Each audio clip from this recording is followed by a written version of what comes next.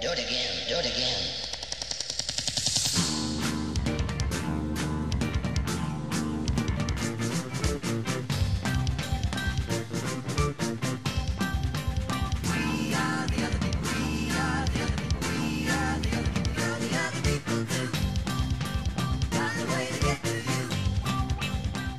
Hello, everybody, and welcome back to the Other People podcast. I'm your host, Jordan. Joining me, as always, is my good friend, Andy. Yo. And it's just going to be the two of us again today.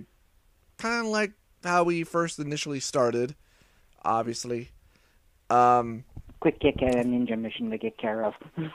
Yeah, he's been very busy lately. He's been doing a lot of extra ninja work and such, and but he's still around, so he's just busy.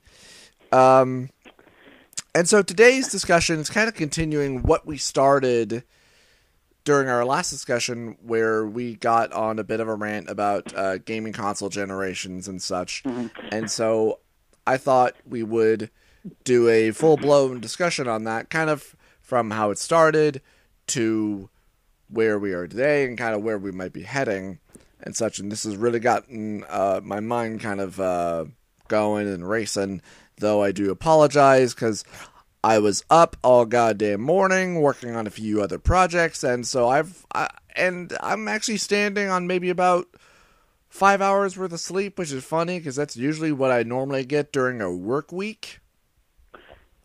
Yeah, but you're getting older and your body's starting to betray you. Yeah. Oh, the dredges are Stupid getting age. old. Shut up, liver! Ow! Oh. My liver hurts. So anyway, Yeah. Andy, what was your very first gaming console? What was your introduction to gaming in general? The original Nintendo. Mine was... I don't remember if the arcade came before I met the Atari system. Because the Atari 2600 was our very first gaming console. Yeah, a lot of people from the 80s, that was their very first. Yeah. You guys didn't have one while you were growing up? No. Although technically, I don't know if you could actually call it a console, seeing as how it was a computer. But I did have an Apple computer that had games on it. Yeah, that counts. Okay. That counts. Yeah. That Well, was as hell, their first, and then about, I can't remember if it was 89 or right at 1990 is when I got my first Nintendo system. Mm-hmm. Yeah, because we got our very first Nintendo, I believe, right around the time when it first came out. Yeah. At least I believe so. Because, okay, so how it began was, my mom or somebody in our family, we just had the Atari 2600 along with a small collection of games. And, and it was good for what it was, and well, you look back on it now, it's very simplistic. There's no real depth to any of the gameplay.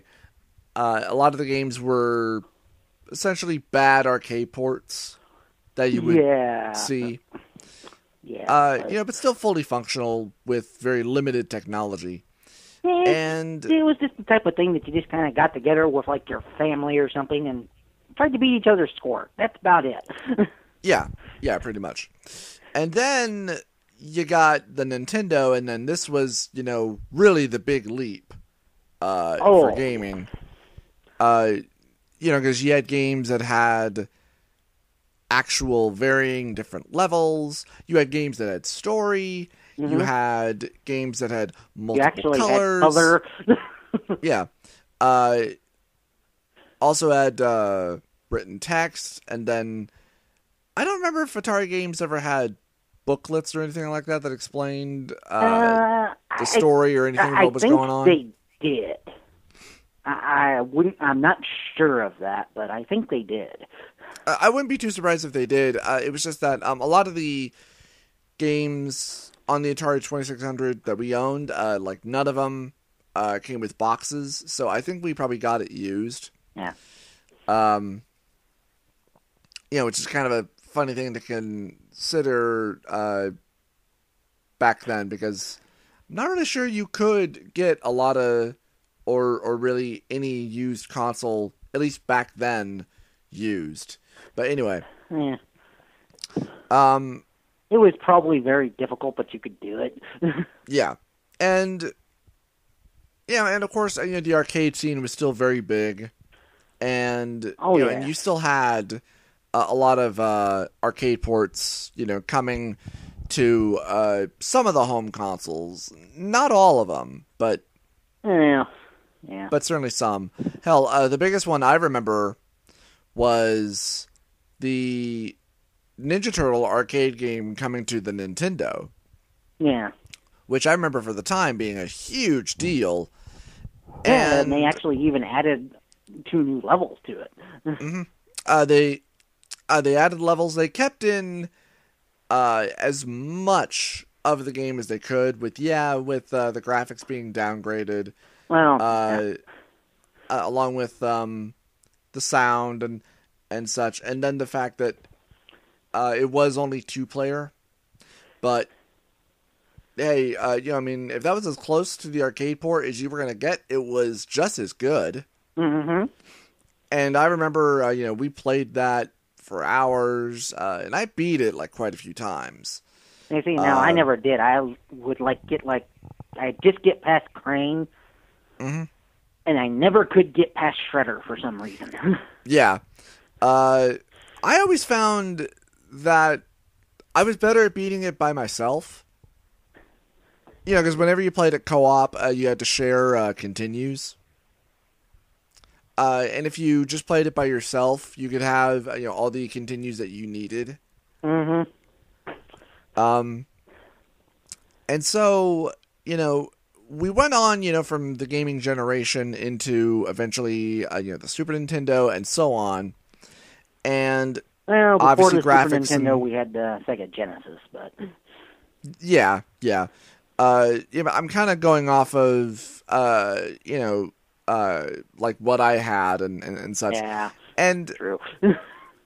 I will admit, when I got the Super Nintendo, I did have interest in wanting a Sega Genesis just because of a few of the different games that were on it, like a couple of the X-Men games that we didn't get on the Super Nintendo for probably another year or two or so. They were still very different. And there was a couple we never got on the Super Nintendo.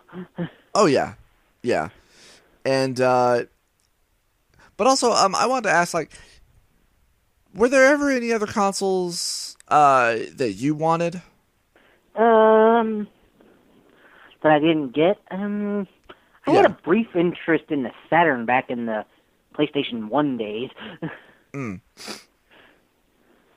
Just, mostly because there was games for it that I kind of wanted to play that weren't coming to the PlayStation 1. Yeah. You never wanted the Sega Genesis or anything like that? Not until years later. Okay. And then I actually had one, and it, crapped out on me. Because I bought it used at A1. Oh, yeah. Well, and and at the time, we had our 2 gaming consoles. We had the Nintendo and the Super Nintendo, and I remember I wanted the Sega Genesis, but my mother, was pretty insistent about, I'm not buying you another gaming console, because to her, it was just like the same thing, that we already had, without realizing, the a lot of the differences, which you don't really see nowadays. There are minor differences for gaming consoles in that. Mostly it comes down to the exclusiveness of games. Yeah. You're not ever going to see the Drake Fortune on the Xbox. More than likely, no. And it's just a very funny thing, because, back in the day, uh, there was a vastness of difference between the gaming consoles. Mm-hmm. Yeah, you had a few games that were spread out and available for probably every console, but that was pretty rare sometimes. I mean, Well, hell, I and mean, there was less competition back then. yeah. Like hell, like if you wanted to play any of the early Final Fantasy games, you had to own a Nintendo console. Mm-hmm. If you wanted to play Phantasy Star, you had to own a Sega Genesis. If you wanted to play Sonic, you had to own Sega. If you want to play Mario, blah, blah, blah, blah, blah. Yeah. I'm trying to think of other more specific titles. But yeah, there was a lot of that. Mm-hmm. That was, of course, until PlayStation. Mostly because by that point, especially with the N64, Nintendo wanted to stay with cartridges. Mm-hmm. And as I understand it, cartridges They were a little bit more costly. Though, with cartridges, you didn't really have to worry about load times with them for most and games. you didn't have to worry also about memory cards. Yeah. And I'm trying to remember a few other specifics. But the thing was that, well, Nintendo and, if I remember correctly, I think even Atari at the time were probably the only companies that were sticking with cartridges. Everyone else was moving on to CD. Mm-hmm. Because Atari, God, Atari was like clinging to life like so badly with their cartridges and their gaming console, which I think their last ditch attempt was the Atari Jaguar. Yeah. Because they also didn't that had play CDs? I think there was an add-on attachment that played CDs, but it really didn't work very well. Gotcha. I don't remember if the attachment had an additional name or anything like that. I know there was the Alien vs. Predator game on there that I wanted to play, but if, from what I've heard correctly about it, like, it's not very good. It's not very interesting, so I'm kind of glad I never bought it or anything like that. Yeah. And it's probably also a good chance that if I had, it would have broken down really quick, because those systems were very well known for that, because they were very poorly made. Well, and even then, Atari was on its way out by then, really.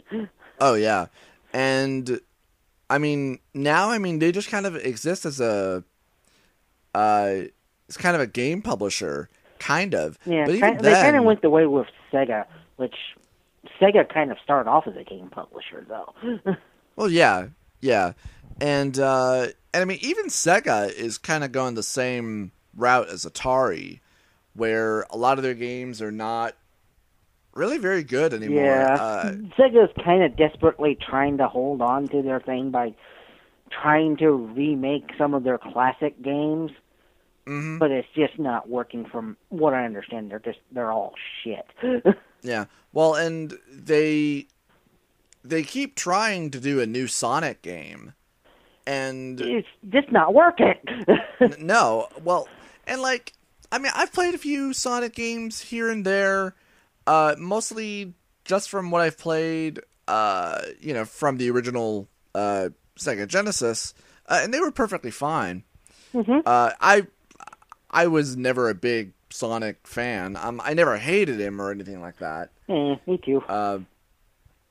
And I mean, from what I understand about, a lot of the later or even current Sonic games is that they're not very good.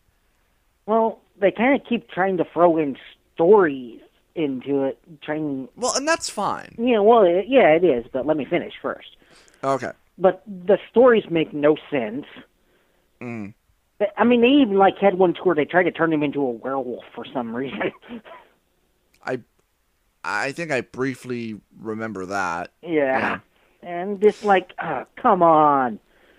Part of what made the originals fun was just the sense of speed, and you guys just aren't doing that anymore. Well, and another part of the problem is that it's just a lot of what I've seen from a few other game reviews and and such from the most recent Sonic game was like Lyrical Boom Boom or whatever the fuck it's called, where it was poorly made.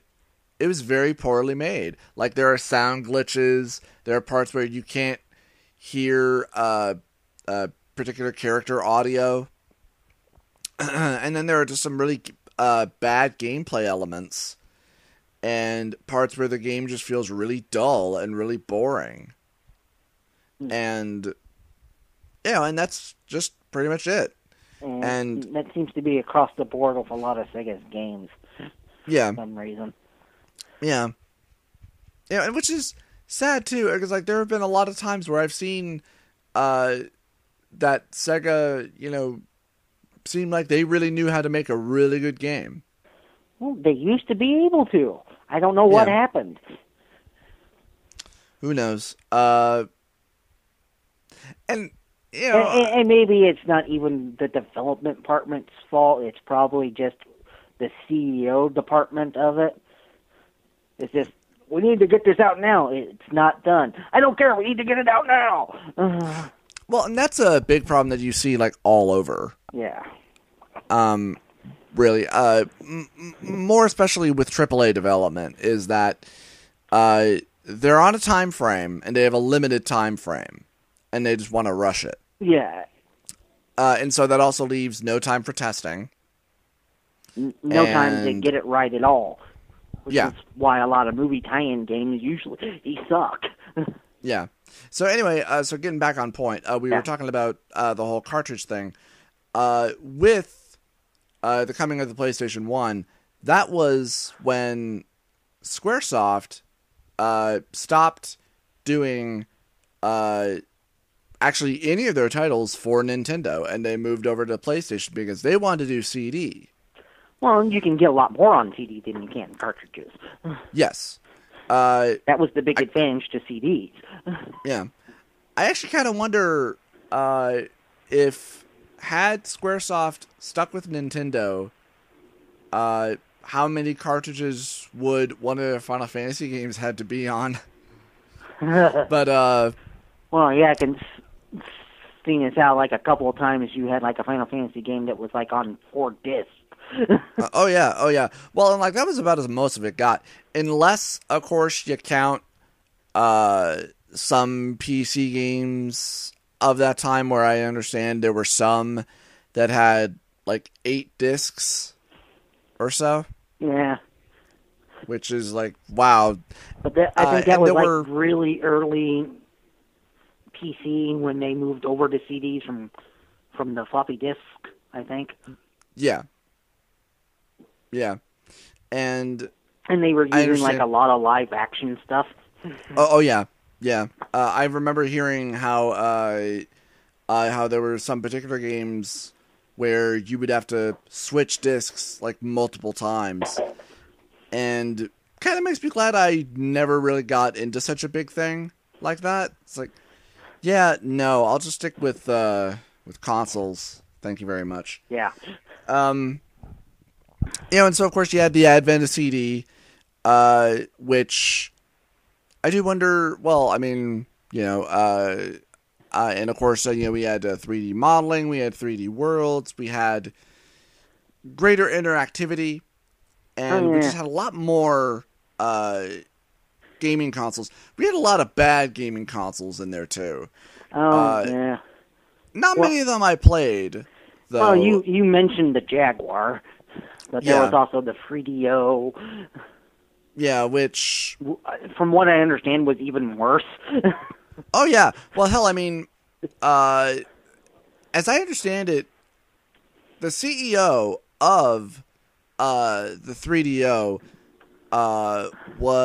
later went on to be, I think, a pretty high member in the company of EA, which kind of says a lot. Yeah, that explains quite a bit, actually. And they didn't even make their own console. On top of that, they handed it off to other third parties to make. Mm-hmm. Which, yeah, that sounds an awful lot like 3D. EA. And it's just, and I think some of the games that were on it were not bad. Now, of course, to be fair, I've never owned a 3DO. I have no real interest in owning a 3DO. The games themselves weren't bad. The system just wasn't very good, so it crashed a lot. Well, that and it was overpriced as fuck. Mm-hmm. From everything I understand about it, when that system came out, it was going for about, I think, $700. Yeah. When it originally came out, which just screams like, oh, so only rich kid, bastards could can really play this thing. Yeah. And even then, it probably really wasn't all that worth it. The one game I remember being advertised from it was that fighting game, The Way of the Warrior, or whatever it was called, which was basically just a giant Mortal Kombat ripoff, only it looked crappier. I think they were going to have one arcade port for that Tattoo Fighters game. Mm-hmm. Which I think there's like even just one machine in existence of the arcade version of it. Mm-hmm. So I don't think I've ever heard of that. Well, most people haven't. Okay. I only know of this because I saw an article about it in one of my gaming magazines. Okay. But yeah, and the market did get flooded with a shit ton of consoles, I think, during that time, especially. And, and now it's been kind of more refined with really only now we just three major gaming consoles. You got Sony with the PlayStation 4, you got Microsoft with the Xbox, and then of course you got Nintendo with the Wii and the Wii U. Mm-hmm. I think about a year or two ago, quite a lot of people were wondering about, is Nintendo really going to be all right?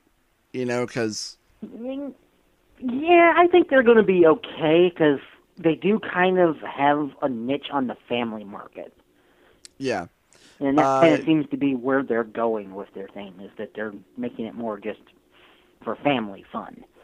And they are still making quite a bit of money with a lot of their handhelds. Yeah. Well, they're when the 64 was out, that was pretty much what kept them afloat, was the Game Boy. Yeah. Though, and to their credit, they only had probably one real big flop in their gaming systems, and that was the Virtual Boy. Yeah. And, I remember I played it because a friend, brought it to daycare, and I got to play with it for a little bit, and yeah, it was pretty crappy. Yeah. And it sucks hurt too. Your eyes and made you unable to see red for a little bit. Yeah. And which is kind of crappy, because from a few videos that I've seen about the Virtual Boy, there were actually a couple of really good games on it. It just kind of sucked that they were on a really shitty system. Well, it was the Virtual Boy was kind of a brainchild of one of their high-end game developers. Yeah. But he didn't want to release it. Yeah. Because he knew it was bad. But they released it anyway, and then when it tanked, because he knew it would, they blamed him for it. Yeah. Yeah.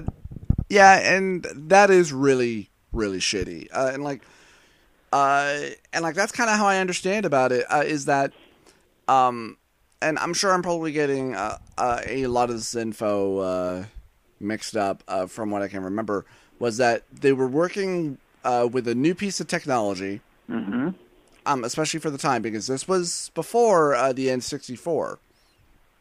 The Virtual Boy came out after the N64, but I thought it came out before. The N64 came out first, and then they came out with the Virtual Boy.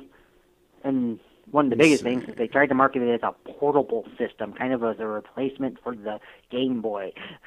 N64 came out in 96. The Virtual Boy came out in 95. Ah, so, okay. I was Yeah. wrong. Yeah. Damn you, Yeah. Wikipedia! And still, like, barely a year, before the N64. Yeah. And I mean, Well, it's kind of doomed to fail anyway. Kind of, yeah.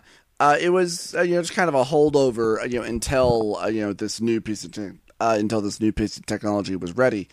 And I mean, from what I remember, and again, I'm pretty sure I'm probably getting a lot of this information wrong, or backwards, was they must have also had a limited fund and a limited time frame in order to get this ready and get this out there, because as I understand it, this was originally also meant to be a portable system, but then they said, oh, well, we can't do that, so we'll just do this.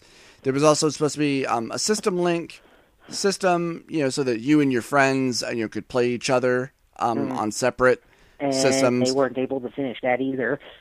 Yeah, and there was only, I think, about 30 or maybe even less than that games that were made for the Virtual Boy. Mm-hmm.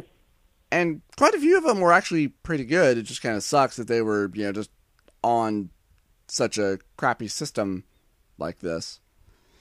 But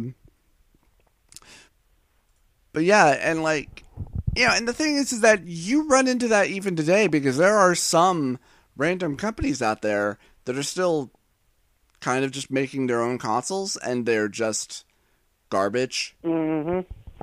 Like I heard about one a while ago that tried to use the whole move / connect gameplay, and it just it was even crappier than the actual Connect. If I remember correctly, I mean, I think it kind of worked, but the games were very limited. And so anyway, you come kind of today where, where a lot of the gaming that's really changed now is that a lot of it is going digital. Yeah.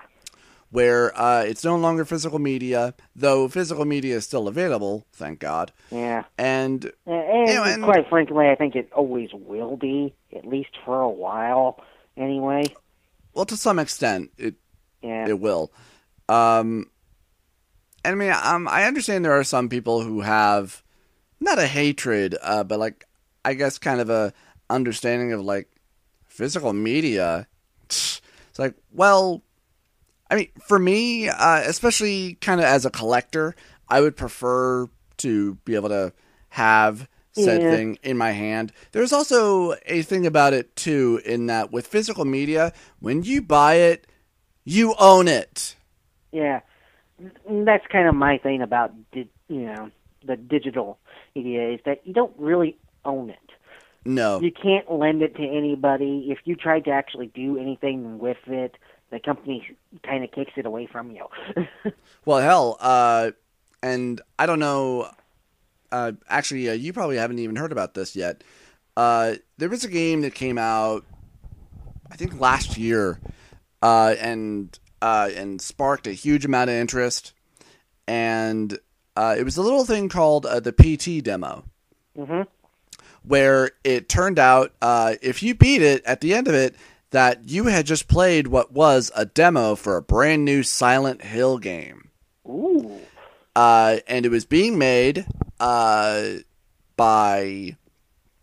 Hideo Kojima, and Guillermo del Toro was directing it. Okay. And one of the actors from The Walking Dead was going to be in it. This was like their passion project, basically. Sounds good so far. Well, recently, Konami...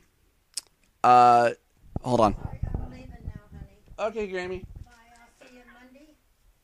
I thought you were coming home Wednesday. Wednesday. I'm sorry, yeah. It's alright. Yeah, okay. Okay. Petey's still here, but Sarah's gonna come and get him. Okay, Grammy. All right, sweetheart. Bye. Bye, darling. Alright, so, Sorry about that, folks. That's all right. I'm just gonna edit that out. And so this was their big passion project. But then Konami, and there has been a lot of rumors and speculations. Nobody really knows because Konami is not saying anything. Where Konami or Hideo Kojima, the maker of the Metal Gear series, has been fired, blacklisted from Konami, such as that they have removed his name from all of his Metal Gear games now. And they completely canceled and blacklisted the PT demo, and there will be no new Silent Hill game. What the in that did they he do? removed it. In that they removed it from the downloadable network. You can't even download it now. Oh, It's gone. what did he do, man? Yeah. We want details. What did he do? Yeah. Well, and like a few people have rumored that there was a bit of a tiff or some such between him and an executive who decided to be really shitty and childish and decided, oh, well, then we're just going to do this. Fuck you. And, though from what I understand, they are still going to finish the fifth Metal Gear game. Though there have also been a few other rumors about, oh, well, I won't be too surprised if they hand it off to a third-party developer, because that was kind of what happened with the Silent Hill series at one point, as I understand. Which is kind of why it kind of turned into a bit of a shit show. Yeah. It's just really kind of too bad, because that was a good game series, really. Yeah. Actually, I played the first one. Yeah, pretty much. The first three were really the only good ones. Yeah. And that's kind of the thing about digital media is that it can just go away and you can never play it again. And bear in mind, I mean, that's not just for video games. That's movies, too. It's movies. Hell, it's books, music, everything. Yeah, and well, especially like on books and music, it's like, well, what if you live in the middle of fuck nowhere like I do, where your cell phone doesn't work? Yeah. Well, then none of your digital stuff is going to work. Yeah.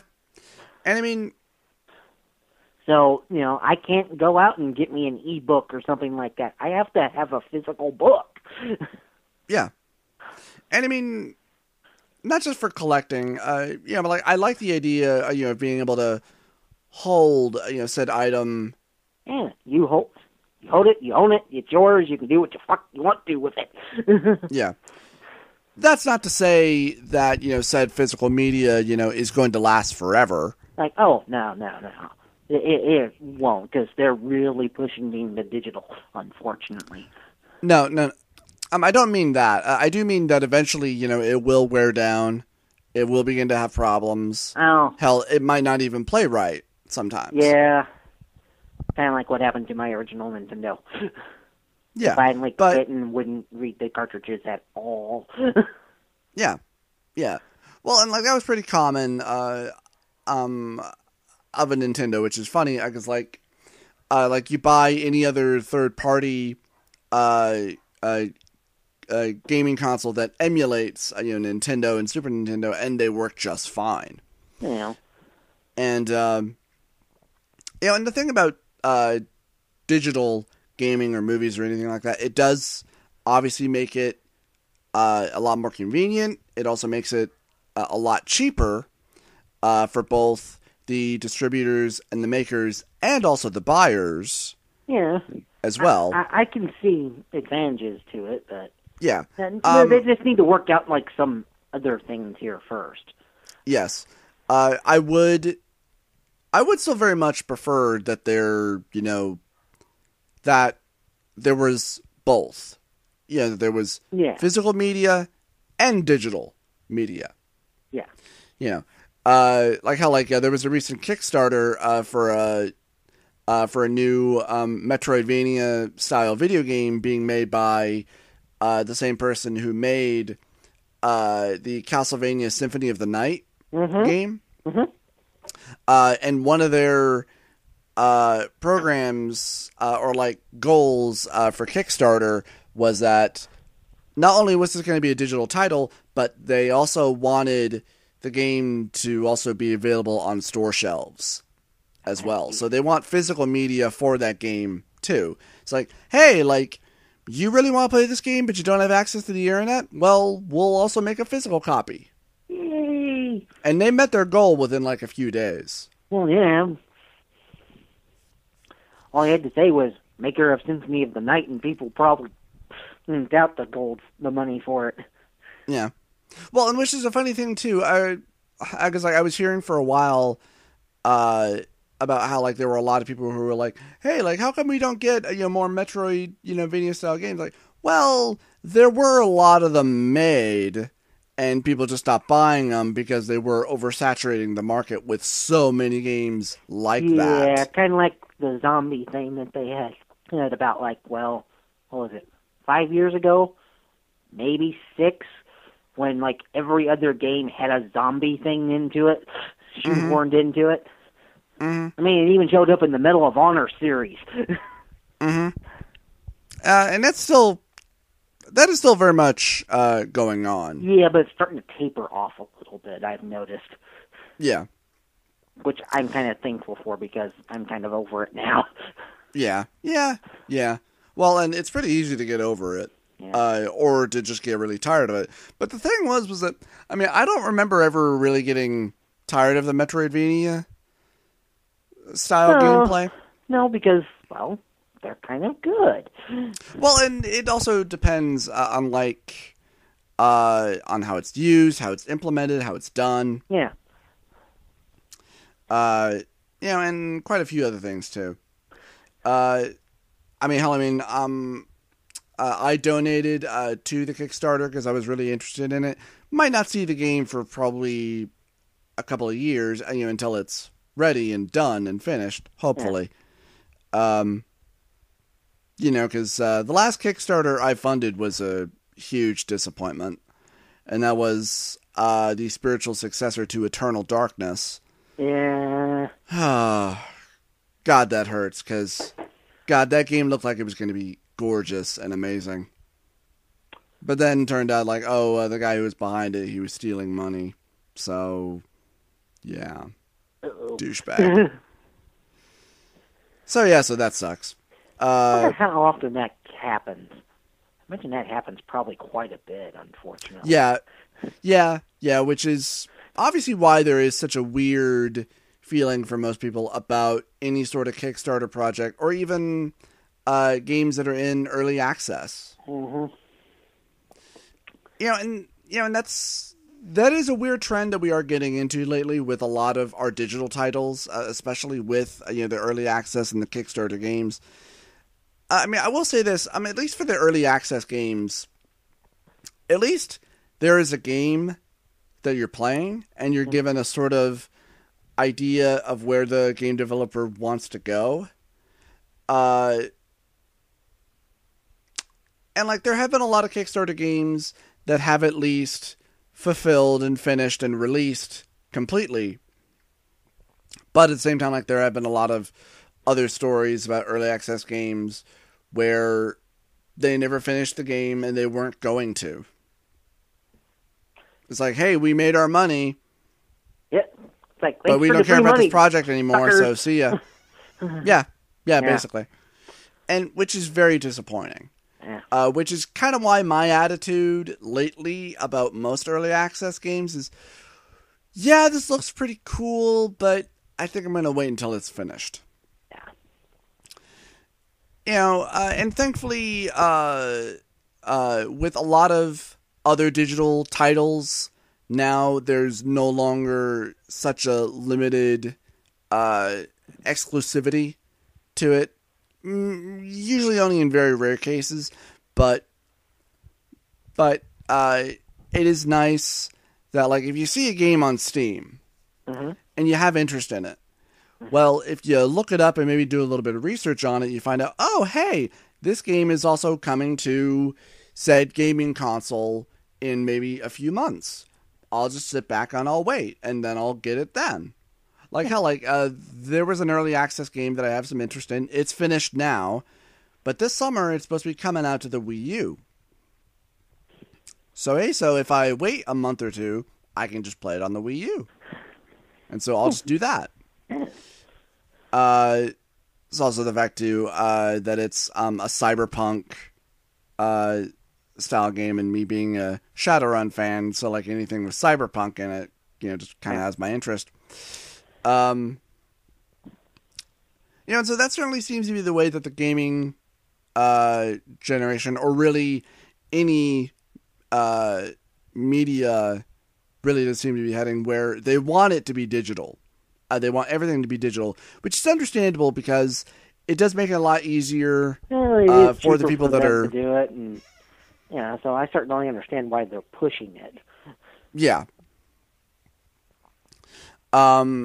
They do obviously need to wait for.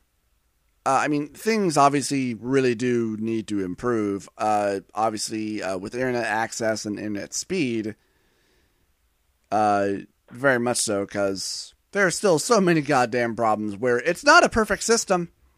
Yeah, and they really need to kind of flesh out, like, who owns what. Yes. Because quite frankly, the way I kind of look at it, if I'm putting down a certain amount of money for a game, I own it. It's mine. I can do what I want to with it. Yeah. Well, to like in a certain extent, I can understand. It's like I'm not going to be able. That is a very gray area. Yeah, I understand that I'm not going to be able to lend it to somebody. Well, but if it's a physical if I title, own it should always be part of it. If I have to get like a new system or something, I shouldn't have to pay for the game again. Yes, that most definitely. And it is nice how with some gaming consoles, and I've never really experienced this outright. Only whenever I've had to get a new 360, where thankfully, I was able to get the title back, but because of some licensing bullshit, I always have to be online now, or else otherwise it just plays as a demo, or something like that, or which is something that really does hurt, something like that. Yeah, it's just I can see where it's going to become a big thing, and everything will probably eventually end up being digital. Mm-hmm. It's just we're not there yet. We need to flesh out some things. We need to get it out of the gray area that it's kind of in. Mm-hmm.